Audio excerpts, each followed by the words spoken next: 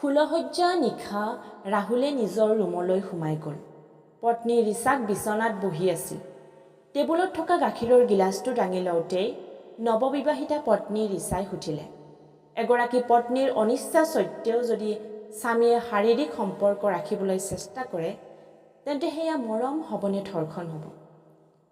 ৰাহুলে গাখীৰৰ গিলাচটো ৰিচালৈ আগবঢ়াই দি ক'লে, তুমি ভাগৰি আছা, গতিকে এই গিলাচ গাখীৰ তুমি খাই শুই যোৱা, বেছিকৈ চিন্তা কৰি থাকিব নালাগে।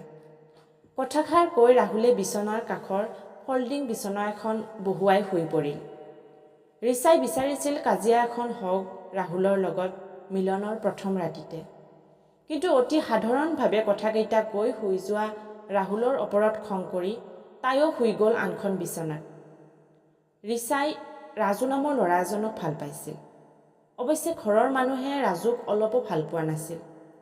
ৰাজুক ভাল পোৱা বাবে ৰিচায়ে বহুতবাৰ মাক দেউতাকৰ লগত কাজিয়াও কৰিছিল। শেষত দেউতাকে আত্মহত্যা কৰিম বুলি কোৱাত ৰাহুলৰ সৈতে বিয়া হ'বলৈ তাই মান্তি হ'ল। তাই ৰাহুলক বিয়া নকৰাবলৈ কৈছিল যদিও ৰাহুলে ৰিচাক বিয়া নকৰাও বুলি দেউতাকক এবাৰো নোকোৱাৰ বাবে আজি ৰিচাই ৰাহুলক ঘৃণা কৰে। ইয়াৰ পিছদিনা ৰিচাই মাকৰ ঘৰলৈ গুচি গ'ল। দেউতাকে তাইক সদায় বুজাইছিল যে ৰাহুল ভাল ল'ৰা, বিয়াৰ পিছত স্বামীৰ ঘৰখনহে আচল ঘৰ ইত্যাদি ইত্যাদি। ৰিচাই কিন্তু অলপো মান্তি হোৱা নাছিল ৰাহুলৰ ঘৰলৈ যোৱাত। ৰাহুলে অৱশ্যে প্ৰতিদিনে অফিচৰ পৰা অহাৰ সময়ত ৰিচাক আনিবৰ বাবে ৰিচাৰ দেউতাকৰ ঘৰত এপাক সোমাই আহিছিল। প্ৰায় একমাহমানৰ মূৰত মাকৰ ঘৰত থকাৰ পিছত এদিন দেউতাকে ৰিচাক খঙত কোৱাত ৰিচাই সন্ধিয়া ৰাহুলৰ লগত ৰাহুলৰ ঘৰলৈ উভতি আহিছিল। আহিয়ে ৰাহুলক কৈছিল, মই কেৱল দেউতাৰ কথাত ইয়ালৈ আহিছোঁ, তোমাক মই কেতিয়াও স্বামী বুলি নাভাবোঁ আৰু তুমি মোৰ পৰা আঁতৰত থাকিবা। ৰাহুলে ৰিচাৰ কথামতে অন্য এটা ৰুমত শুবলৈ গৈছিল। পুৱা ৰাহুলে অফিচলৈ বুলি যাবলৈ ওলাই ৰিচাক শুৱাৰ পৰা জগাই দিলে। ৰিচাই ৰাহুলৰ খং উঠক বুলিয়ে কৈছিল, মই নুঠো আৰু তুমি ক'ত যোৱা গৈ থাকা, মই তোমাৰ বাবে এই পুৱাতে খাবলৈ একো ৰান্ধিবও নোৱাৰোঁ। ৰাহুলে একো নোকোৱাকৈ শোৱা ৰুমৰ পৰা ওলাই গ'ল। ৰিচাই ভাবিলে, এতিয়া ৰাহুলৰ খং উঠিব খাবলৈ নাপালে, কিন্তু তাই আচৰিত হ'ল। ৰাহুলে চাহ আৰু ৰুটি লৈ ৰিচাৰ বিচনাৰ কাষ পালেহি। এয়া চাহ আৰু ৰুটি খাই ল'বা, মই অহাত অলপ পলম হ'ব পাৰে। ৰিচালৈ চাহৰ ট্ৰেখন আগবঢ়াই দি ৰাহুল অফিচলৈ বুলি ওলাই গ'ল। ৰাহুল এজন নম্ৰ স্বভাৱৰ, খং অলপো নাই। মাক দেউতাক নোহোৱা অকলশৰীয়া ল'ৰা। ৰিচাৰ দেউতাকৰ সৈতে একে অফিচতে চাকৰি কৰে। এই সূত্ৰে ৰিচাৰ দেউতাকে ৰাহুলক ভালদৰে চিনি পায়, যথেষ্ট মৰমো কৰে। ৰিচাৰ ৰমেনক বিবাহৰ বাবে মান্তি নহ'বলৈ কৈছিল যদিও ৰিচাৰ দেউতাকক সন্মান কৰাৰ বাবে ৰাহুলে ৰশ্মিৰ কথা নামানি বিয়াৰ বাবে মত দিলে। বিয়াত ৰিচাৰ দেউতাকে ৰাহুলক 5 লাখ টকা আৰু এখন মাৰুতি গাড়ীও উপহাৰ দিছিল। সন্ধিয়া 7 বজাত ৰাহুল ঘৰ পালেহি। ৰিচাই কাৰোবাক ফোন কৰি কৈ আছে। সি গৈ কাপোৰ সলাই চাহ একাপ খাবলৈ ল'লে। ৰিচাই তাক শুনাই ফোনত কৈ আছিল, নাই নাই, মই এতিয়া ভাত পানী বনাই খুৱাব নোৱাৰোঁ, যাৰ খাবৰ মন আছে বনাই খালেই হ'ল। নিশা 9 বাজিল। ৰাহুল টিভি চোৱাত ব্যস্ত। ৰিচাই ৰাহুলৰ পৰা টিভিৰ ৰিম'টটো লৈ তাক খঙতে ক'লে, মই কৈছিলোঁ ন মই ভাত বনাব নোৱাৰোঁ বুলি, এতিয়া টিভি চাই থাকিবা নে ভাত বনাই খুৱাবা? ৰিচাই অৱশ্যে ৰাহুলৰ খং উঠি গালি পাৰক আৰু তাই এইটো কথা দেউতাকক কৈ ৰাহুলক বেয়া বুলি প্ৰমাণ কৰিব খুজিছিল, কিন্তু ৰাহুলে খং নকৰাকৈ উঠি গৈ ভাত ৰন্ধাত লাগিল। নিশা 10:30 বজাত ৰাহুলে ৰিচাক ভাত খাবলৈ মাতে। টিভি ওচৰলৈ অনা, মই উঠি যাব নোৱাৰোঁ বুলি ৰিচাই ক'লে।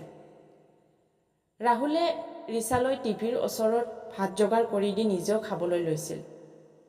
তেতিয়ায়ে ৰিচাই ভাতৰ কাঁহীখন দলিয়াই চিঞৰি উঠিল, তোমাৰ মায়ে এনেকৈ জাবৰ বনাই খুৱাইছিল ন, মোকো যে এই সোপা বনাই খাবলৈ দিছা, মই নাখাওঁ, নিজেই খাই থাকা। ৰাহুলৰ এইবাৰ খং উঠিল। ভাত আধা খোৱা কৰি সি ৰিচাৰ ওপৰত আহি ৰিচাৰ গালত এটা চৰ মাৰি দিলে। ৰিচাই লগে লগে কান্দিবলৈ আৰম্ভ কৰিলে। ৰাহুলে গৈ নিজৰ ৰুমত সোমাই দৰজা মাৰি ল'লে। আৰু ডায়েৰীখন উলিয়াই কিবা লিখিবলৈ ধৰিলে। দিনবোৰ এনেকৈ পাৰ হ'ল। ৰিচাই ৰাহুলক তাইৰ পৰা আঁতৰি যাওক বুলিয়ে ৰাহুলৰ খং উঠা সকলো কাম কৰিবলৈ ধৰিলে। বিয়াৰ আগৰ প্ৰেমিক ৰাজুৰ লগতো ৰাহুলে শুনাকৈ কথা পতা আৰম্ভ কৰিলে তাই। ৰাহুলে সকলো দেখিও নিমাত হৈ থাকিল। এদিন ৰাহুল অফিচৰ পৰা আহি দেখা পালে যে ৰিচাই ফোনত কথা পাতি আছে। তাই কৈছিল, কেৱল যৌতুকৰ বাবে মোক বিয়া পাতিছে। ৰাহুলে একো নোকোৱাকৈ ৰুমলৈ সোমাই গ'ল। ৰিচাই আকৌ ফোনত ক'বলৈ ধৰিলে, আৰে মোৰ দেউতাই 5 লাখ টকা দিছে, এখন গাড়ী দিছে, এতিয়া মোক ডিভোৰ্চ দিলে এইবোৰ হেৰুৱাব লাগে বুলিয়ে মোক ডিভোৰ্চ নিদিয়ে ন। ৰাহুলৰ শুনিবৰ আৰু ইচ্ছা নোহোৱাত সি ঘৰৰ পৰা ওলাই আহিছিল। নিশা 12মান বজালৈকে ৰাহুল ঘূৰি নহাত ৰিচাৰ অলপ চিন্তা হৈছিল। ৰাহুলক তাই বেয়া পাইছিল যদিও তাৰ কিবা অঘটন হোৱাটো তাই কোনোদিনেই বিচৰা নাছিল। তাই ৰাহুলৰ লগত ফোনত কোনোদিনে কথা পতা নাছিল আৰু সেইবাবে ৰাহুলৰ ফোনৰ নাম্বাৰটো তাইৰ ওচৰত নাছিল। তাই একো ভাবি নাপাই ৰাহুলৰ ৰুমলৈ গৈ তাৰ আলমাৰিটো খুলি চালে। এখন ডায়েৰী আছিল আৰু ডায়েৰীত ৰাহুলৰ নম্বৰ পাব বুলি তাই লগে লগে ডায়েৰীখন খুলি চালে। খুলি তাই হতভম্ব হ'ল। ডায়েৰীখনত ডাঙৰকৈ লিখা আছিল ৰিচা বুলি। উৎকণ্ঠা হৈ তাই এফালৰ পৰা পঢ়াত লাগিল। ৰাহুলে ৰিচাক প্ৰথম দেখাৰ দিনৰ পৰাই ৰিচাৰ সকলো কথা তাত লিখি ৰাখিছিল। ৰিচাই এফালৰ পৰা পঢ়াৰ পিছত হঠাৎ এখিলা পাতত তাই ৰৈ গ'ল। ৰাহুলে ৰিচালৈ লিখিছিল, তোমাক দেখাৰ পৰাই মই তোমাৰ প্ৰেমিক। হ'ব বাৰু মই অনাথ, কিন্তু তোমাৰ দেউতাক মই নিজৰ দেউতা বুলিয়ে ভাবোঁ। মোৰ মা দেউতাক মই সৰুতে হেৰুৱাইছোঁ। অনাথ আশ্ৰমত থাকি মই পঢ়া শুনা কৰিছোঁ। তোমাৰ দেউতাৰ অফিচত মই যেতিয়া চাকৰিৰ বাবে গৈছিলোঁ, তেতিয়া মই খোজ দিব নোৱাৰাৰ বাবে প্ৰথম অৱস্থাত চাকৰিটো পোৱা নাছিলোঁ। তোমাৰ দেউতা এজন সৎ মানুহ আছিল বাবেই মোৰ যোগ্যতা চাই ওপৰৰ বিষয়ক খাতিৰ কৰি মোক চাকৰিটো দিছিল।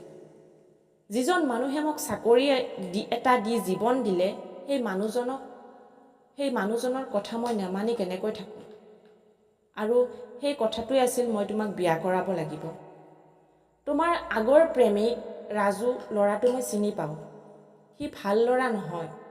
আগতে 2বাৰকৈ বিয়া কৰাইছে। প্ৰমাণস্বৰূপে তাৰ বিয়াৰ ফটো তুমি এই ডায়েৰীখনতে পাবা। এইবোৰ তুমি শুনি কষ্ট পাবা বুলি তোমাক নোকোৱাকৈ তোমাৰ দেউতাৰাই মোৰ লগত তোমাক বিয়া পাতি দিছিল। ৰিচাই ইমানখিনি পঢ়ি ডায়েৰীখন লুটিয়াই চালে আৰু ৰাজুৰ 2খন বিয়াৰ ফটো তাতে পালে। তাইৰ চকুলো ওলাই আহিল।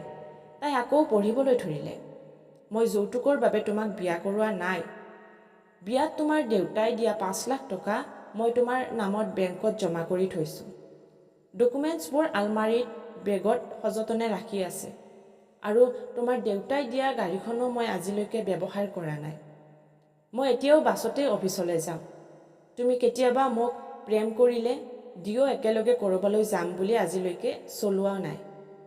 ৰিচাই আলমাৰীটোৰ ভিতৰত থকা বেগটো উলিয়াই আনি দেখে তাত এখন পাছবুক, ATM কাৰ্ড এটা আৰু গাড়ীৰ চাবিটো আছে। তেনেতে কোনোবা অহা যেন পাই ৰিচাই বেগটো থৈ ডায়েৰীখন লৈ দৌৰ মাৰি নিজৰ ৰুমত সোমাই দৰজাৰ ফাকেৰে জুমি চালে। ৰাহুল আহিছিল। তাই শান্তিৰ উশাহ লৈ বিচনাত বহি পুনৰ ডায়েৰীখন খুলি পঢ়িবলৈ ল'লে। মই সেইদিনা তোমাক খঙত চৰিয়াই দিছিলোঁ। তুমি মোৰ মাক অপমান কৰি মোক কথা কৈছিলা। মোৰ মা যদিও জীয়াই থকা নাই, তেওঁৰ আত্মাই মোক চাই আছে। গতিকে কোনো মাকে এই কথা সহ্য কৰিব নোৱাৰে। মই তোমাক কেৱল এইটো বুজাব বিচাৰিছিলোঁ যে মোক এৰি আনলৈ বিয়া হ'লেও আগলৈ তোমাৰ সন্তান হ'ব।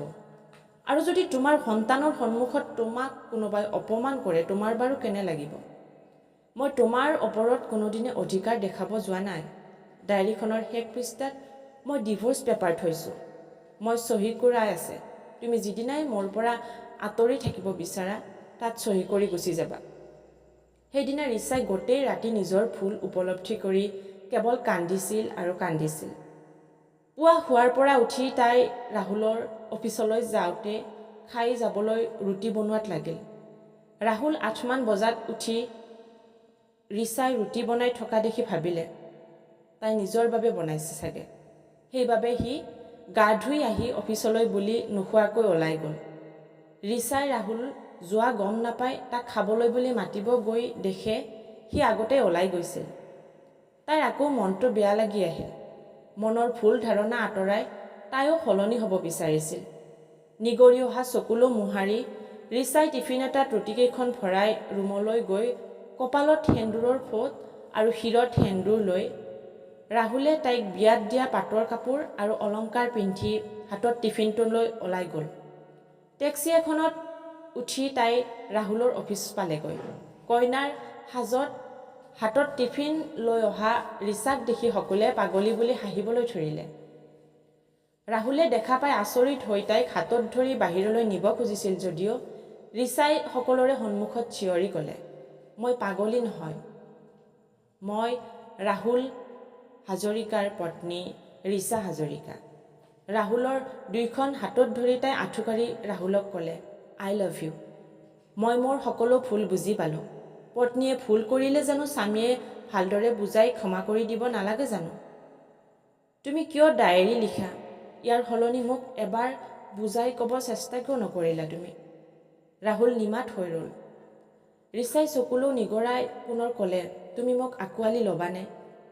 ৰাহুলে এইবাৰ ৰ'ব নোৱাৰি ৰিচাক তুলি লৈ সাৱটি ধৰিলে। অফিচৰ সকলোৱে আনন্দত হাত চাপৰি বজাবলৈ ল'লে। ৰিচাই ৰাহুলৰ হাতখন জোৰকৈ ধৰি সকলোৱে শুনাকৈ চিঞৰি ক'লে, ৰাহুল হাজৰিকা কাইলৈৰ পৰা 20 দিন অফিচলৈ নাহে। আমি দুয়ো একেলগে ফুৰিবলৈ যাম। কোনেও যাতে একো কামত তেওঁক আমনি নকৰে।